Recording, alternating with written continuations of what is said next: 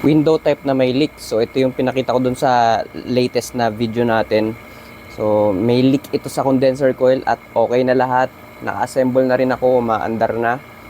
Pakita ko lang sa inyo yung outcome. So nag-vacuum tayo, nag-bacrometer tayo. Ang ganda ng amperahe natin, 2.4. Ang required na amperahe nito ay 2.5 o 3.3 max.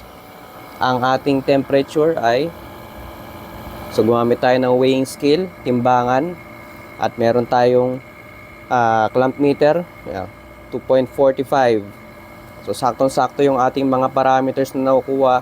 Yung ating gauge syempre nakatanggal na dahil naka-pinch off na tayo. Ayun. So sarado na lahat, back to original lahat to. Kita nyo naman luma pa, pero tinan nyo 16 degrees. So sa tamang proseso, nakuha natin yung original na lamig nya. Ayan. So ito, ang tagal ko nang gamit to, dahil lagi naman ako nagpi-pinch off. So ito lang lagi kong gamit sa pag-re-reprocess. Meron pa akong iba ron, pero usually isa lang naman nagagamit ko dahil nga naka-pinch off ako. So ito yung pinch off tool natin. Ayan. Yan, update lang. Ingat sa lahat. God bless. Kukunin na kasi ito ng customer.